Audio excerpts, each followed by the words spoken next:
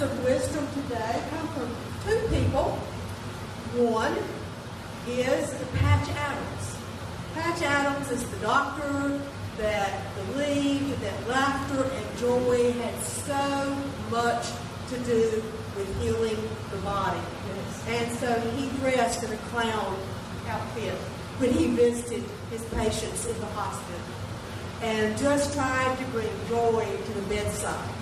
And he, in his research, found that it didn't seem to matter if the laughter was real or forced laughter. That it still had the same effect on our bodies. So the laughter is important to our physical being. Remember, laughing, and this is his quote, laughter enhances the blood flow to the body's extremities and improves cardiovascular function. Laughter releases endorphins and other natural mood-elevating and pain-killing chemicals to improve the transfer of oxygen and nutrients to internal organs. Laughter boosts the immune system, helps the body fight off disease, cancer cells as well as viral, bacteria, and other infections. Humor is an antidote to all our ills. People crave laughter as if it were an essential amino acid. Dr. Patch Adams. And the Dalai Lama is known for his infectious, out-of-control laugh, and he's shown here. And he said, it's about humility. Laugh at yourself. Don't be so pompous and serious all the time. If you start looking for the humor in life, you will find it. You will stop asking, why me? And start recognizing life happens to all of us. It makes everything easier, including your ability to accept others and accept all that life will bring. And he calls himself a professional laugher. So look him up today when you go home, and if you just Google Dalai Lama laughing, it's going to come up. There's some really funny videos. So now I turn the service over to our loved and highly welcome Shaine.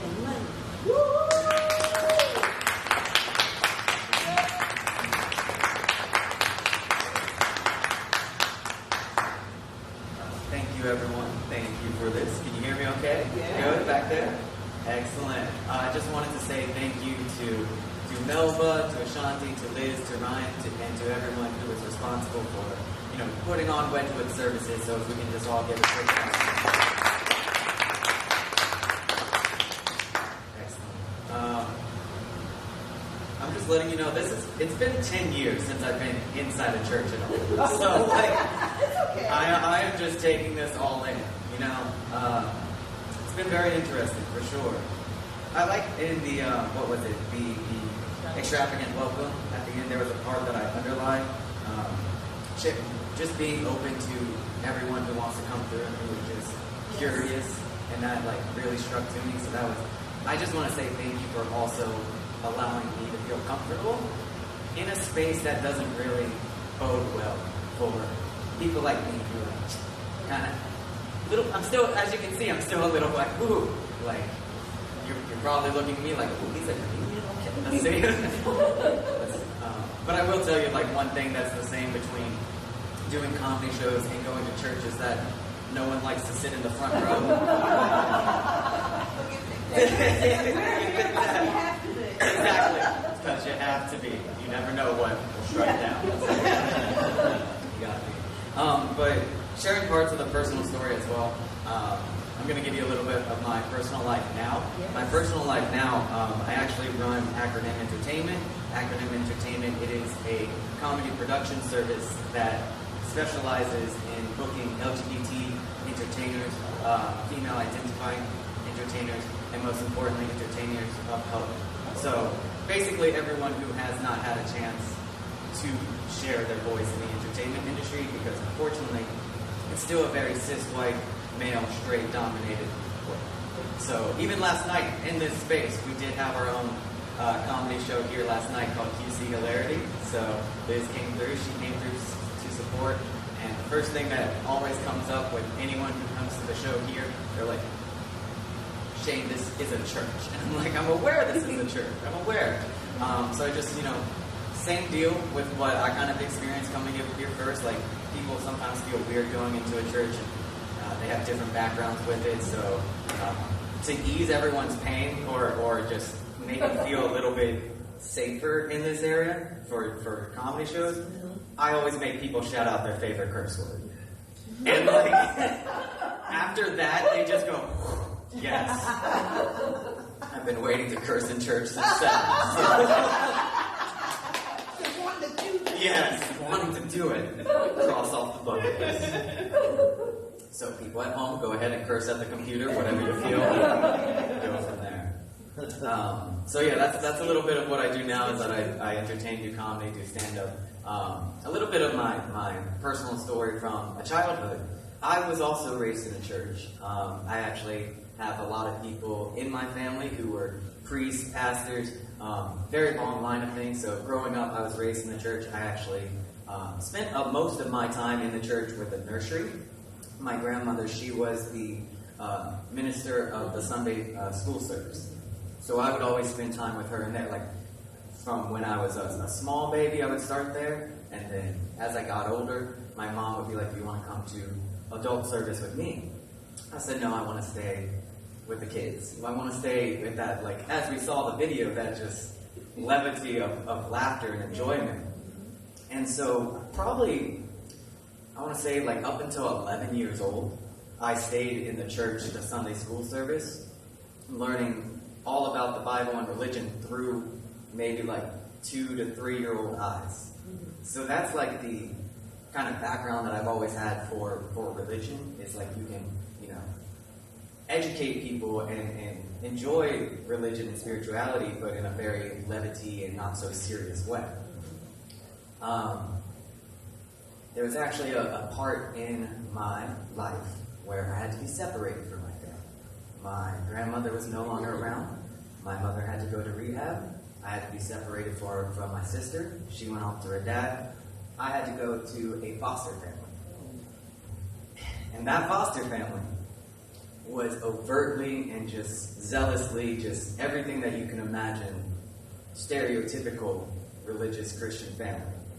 So I did like a very big jump from, understanding like 2 by 2 and like singing the little songs and like doing little bunny hops for kids, going right into, I'm going to hell.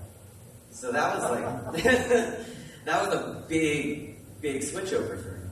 It was very strange. And so like, the only way that I learned to deal with things was to make fun or to help people laugh, do whatever I could, like any kind of serious or somber moment. I always wanted to bring up some sort of levity and joy. So actually in service, there would be times with my foster siblings at the time, I would have to, something would happen, I'd be like, ooh, that is way too serious for me. I'm going to lean over and crack a joke. I'd crack a joke, we'd start laughing, we'd go on there, I would actually get smacked, back of the head. Back of the head. That was in public, and then actually going home from Sunday service, the foster family did a little bit more. They would no longer just smack in the head, like full-on slaps to the face, like, what about religion's funny to you? What about this requires laughter? Like, laughing in church, you're damned, you're unsavable, just all these other things. So, for a while, that's really how I pictured religion. Was that, I don't really want to go to a place where I can't smile, I can't have fun, I can't do any of these things. So, religion and I have always had a very interesting situation. Even to the point to where, like, after I spent 2 years with that foster family, so that was 2 years of consistently, like, no laughing, no joking, do this, do that. And so, even at the time when I did get reunited with my mother, see, the thing is, with my previous family, like my real family, my birth family, even with religion, even though we were very religious in aspects, we were very chill and having fun and just playful. Like, there would be times, like, that we would, for Christmas, we would have a birthday cake for Jesus. But But like, not because like, you know, the actual birthday month. I asked my mom one day and she's just like, honey, I want a cake. So what a better way to celebrate a cake. Right. So like that's kind of the family that I came from. Like that's it. And then going to that other family, the foster family, which is just serious, rigid in all of this. Once I was reunited with my mother, she actually didn't recognize me at first. There would be times where she tried to joke, she would try to laugh, all these other things, and she just didn't really recognize me as a kid. So to me, religion kind of took that away. So it's been a while. It's been a while being in church. How old were you? Yeah, we want to know that. When I got reunited, I was going into 9th grade. I was taken away right at the end of 6th grade. So for about 2 years, that, you know, very development times. Yeah. I was still figuring so many things out. But again, this place has been very comforting for me, and so I do thank you. Any church that just puts up song lyrics and have karaoke night, like I'm here for it. I was feeling very, very calm and centered. But there are a few things like I do want to, you know, just talk about and mention, like just why comedy? Like why do people, like what I can never understand with that foster family is why do they want to be so serious all the time? Like what? Why do they want to be foster? Right. That was also another question I started asking probably like about 3 or 4 years later. I was just like, you know, that they should not have. But and the setting part is like there's a lot of families like that because like to be a foster parent, you actually get paid to do things. So most people, unfortunately, they don't care and they'll just do it to get the money. And so I kind of felt that, which was hard, but like, I mean, to me, like, to comedy and laughing and all that, it's a form of mental processing. Like, it's just, there's too many things in this world that are like challenging and like fearful and just serious that why don't you want to laugh? Like, why don't you want to, as Mel, she was like going off all the healthy aspects to laughing and comedy, and it's like, why don't you want, you know, your heart rate to be chill, you know, feel good, blood pressure go down, like just having that smile come up. Like people said, there was a therapist that said, you just smile for 5 seconds a day. Once you wake up, you're gonna have a wonderful morning. And many people have tried that, and then if they let's say that they're rushing, they'll forget to smile, and it just feels like the worst day ever. So just 5 seconds of smiling can do that. And so to me, it's like, why don't you, like, humor kind of breaks the fight or flight tendency for me. I've always said, like, I'm not a fight or flight person. I'm more of a freeze person. And so whatever happens, I just stand there. And if I can immediately come up with a joke, I feel much better and start going. So it's always been, you know, just a way to process, to cope, to do all that. And actually, so a little bit again about myself is that I am a transgender man. So again, it's been hard in the South. It has been hard in the South, as Liz was mentioning. It just seems to not get any better, and it really doesn't. But I will tell you, like, the hardest part about being transgender in the South is I tell people that my pronouns are he, him, but all I get is a he-haw.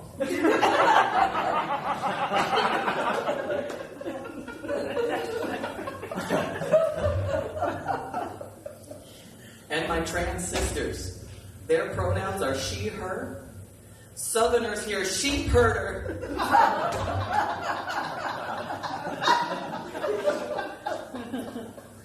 I get it, that was a bad joke.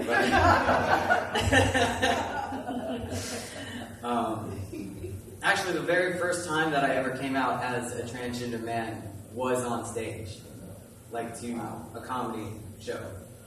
I had done experimented in comedy beforehand. It was, you know, a lot of just bisexual, straight, or bisexual, cisgender women stuff, and like it didn't really sit well with me. Like it felt like I was faking that, And to me, again, you don't really fake laughter, or like we had stated earlier, again, if it's forced, it sometimes becomes like chill and levity. Every time I would do those bisexual cis woman jokes, like I would honestly feel sad. Something wouldn't be right. And so I came onto the stage, and I was like, you know what, I'm just gonna go for it. Because I've been kind of dealing with this for some months now. And the first time I ever came out as a transgender man was on stage. I heard a few gasps from the audience, actually, because it was in the South. It was here in Charlotte, actually. So I did hear a few gasps. So I had to respond, ma'am, I said that I'm trans, not a ghost. Even though my paleness says otherwise. It's, and it's been crazy, like even coming out as trans and like going through that, like comedy has been a staple in my coming out process and my transition. And also here in Charlotte as well, actually, one time I was doing a show and it was before I was fully transitioned, like still had a very high-pitched voice, still had my breath, still had everything like that. I was doing my jokes and everything, and from the audience, someone shouted out, "Faggot!" And here. And so like that had like really kind of paused me for a second. I thanked them for calling me a man. That's all that I had been trying to get through. But even like something like that, like hearing that, I froze. It took me a second. But being able to find that laughter, like it made everyone else in the audience feel uncomfortable. It made me feel comfortable, feel me comfortable. And luckily, it was a more inclusive space, so that person actually got asked to be. So through laughter, like we were able to, help educate people about trans issues, gay issues, like anything like that. And so it's been very awesome, like to have that. Like human beings are not meant to always be serious and scary, and like that's just not it. Like the thing that separates us from animal kingdom really is like the animals. They're always in fear. Like they're always fight or flight. They're like, when am I going to die? In a sense, like I'm trying to just not die. Where's food? All that. We get to laugh. We get to enjoy ourselves. We get to have these moments of just serenity and joy. So it's something that actually just makes us and what's good with comedy is like there's an option for everyone. In a way, like I kind of look at that with religion as well. Like there's an option for everyone. I don't really think that anyone should believe in the same thing. Like that makes it a little bit less valuable to me. Like if I do have a God, I don't feel like my God is the same as yours or anyone else. Everyone has an option. And same thing with comedy. There's a type of comedy for everyone. Comedy is very subjective, and I feel like religion is very subjective. Yes. And comedy, it comes, like our sense of humor, it comes from our experiences and what our life has been filtered through. So there's actually a video that I do want to show you guys from one of the comedians that like really inspired me to get into comedy. He has some good stuff. His name is Daniel Sloss. He has a Netflix special. I'm going to warn everyone now.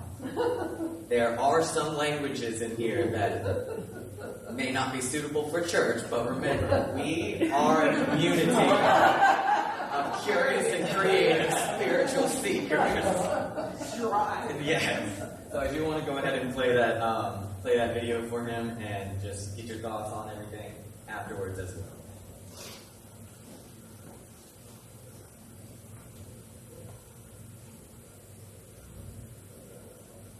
Magical, and then you look down at your child with those beautiful blue eyes that you hope resemble yours, and they spend the whole day thanking Santa.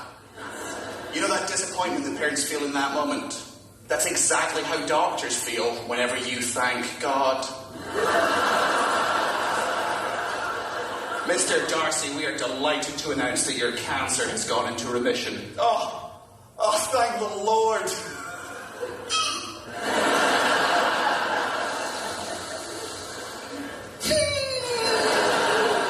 Well, no, sorry, she's funny. I just couldn't see his name anywhere on this chart. It's see my name right at the top there, Dr. Michaels. So with his 2.5 months of chemotherapy, you're welcome, by the way. Dr. Connor's over there. She spent 6 hours cutting a tumour out your lung. Got the names of all the wait staff, all the nurse staff here. Can't seem to find the Lord's name. Yes, but the Lord sent you.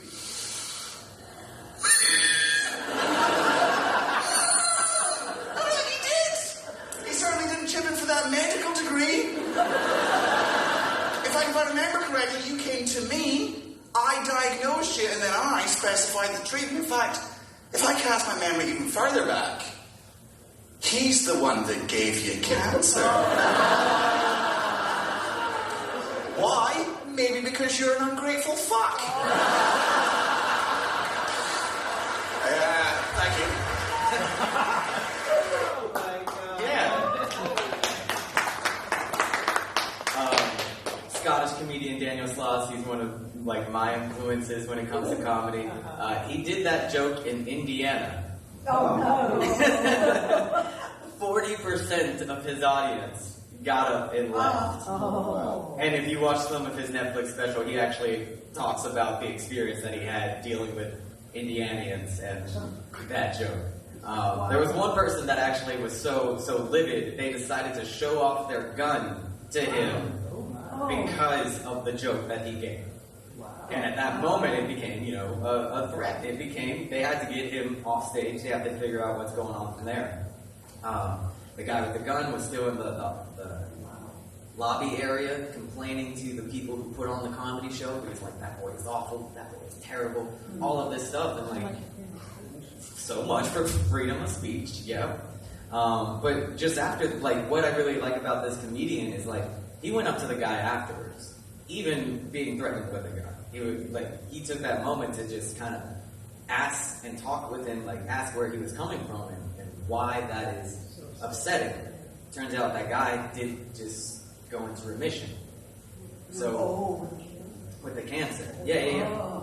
So, yeah, at the time, I can see why someone would be so distraught and, upset with that. But you have to also understand, not everyone has that perspective. Right. And so that's where Daniel was coming from. He came from a very liberal and progressive family, so they also had all the time to, joke and do all this stuff. So it just shows, it becomes through the experiences that you're having.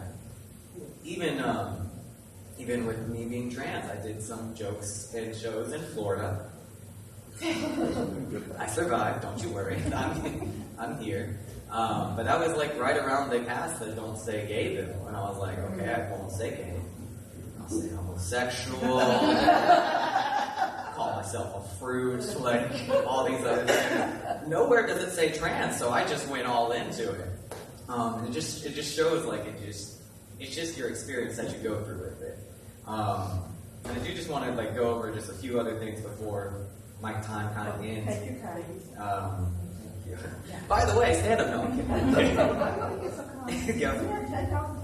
We do have a comedy show April 6th if you guys are willing to come out. So I'll explain that all at the end. But it is rated R. Yes, thank you for just going ahead and putting that out over there. Yeah.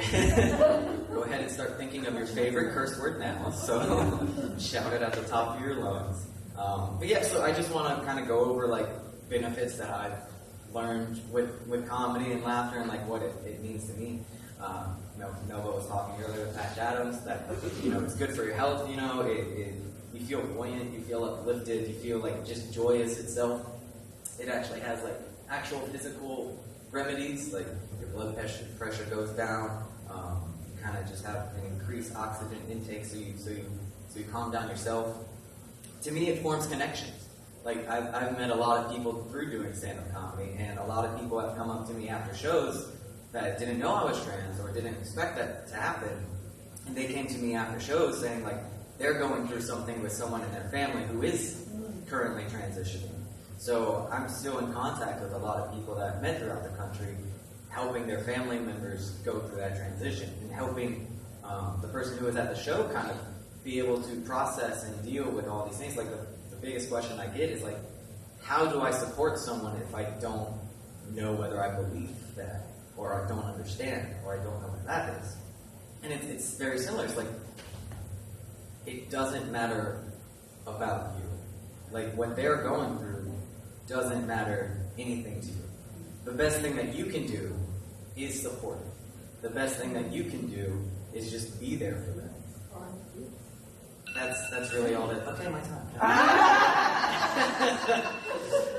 So forming those nice connections, that has been one of the best things that comedy has brought me. And also, as we saw with the little kid video, like, laughter forms connections through just being infectious and spreadful. Yeah. Like, I don't know if you noticed, because I did, but that kid at the beginning, all the other kids were just like, doing this, and then as that kid started in the blue started laughing, they started like getting into it. The kid next to him like went over and hugged. So like laughter, it forms so many connections. It just brings people together.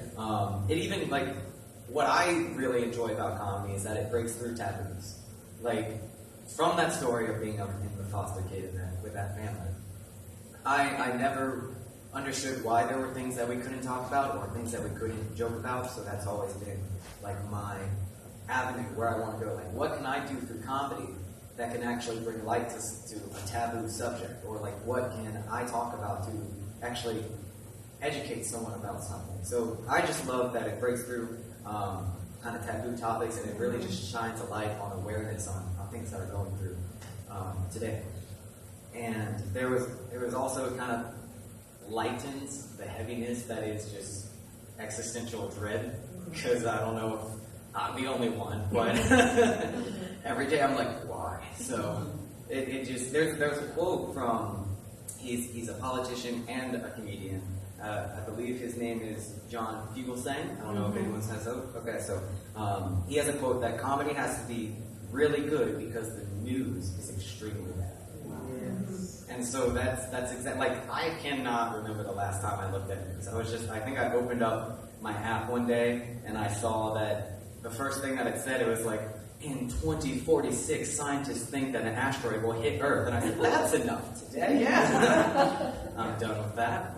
So just being able to like just bring some sort of levity, and like you never know what people are going through, so they just need to be able to laugh and bring that to them.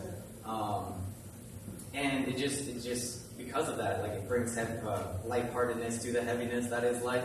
Like life is just to me, life is a big giant contradiction. Like it consists of so many opposites in life.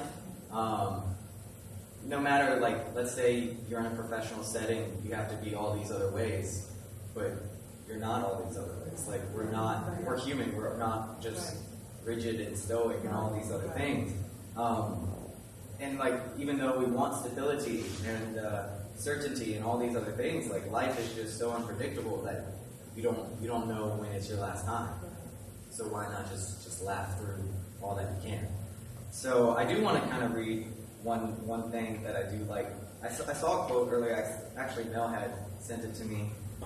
So I'm going to read that. I thought it was very fun and enjoyable. So let's see. So, laughter is one way to see happiness and hear it. It's the only true universal language.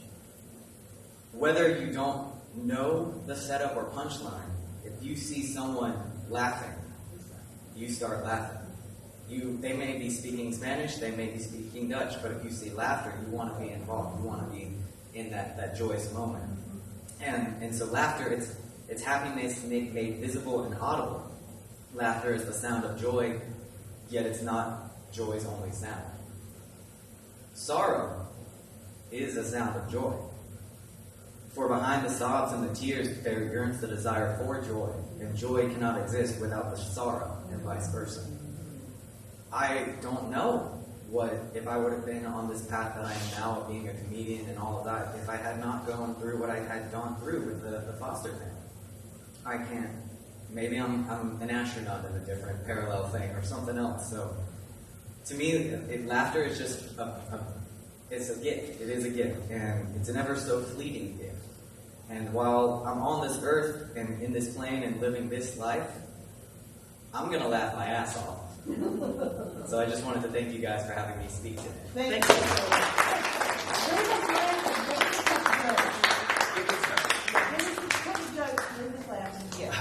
you a couple jokes. Okay, I gotta look at I'm gonna look up my free jokes. Okay, what can I do for free? Because you can't do anything in this life for free. That is. Let's see. Ooh, still on aisle 2. Gosh. There we go. I got one. So I'm gonna go ahead and promote my next show.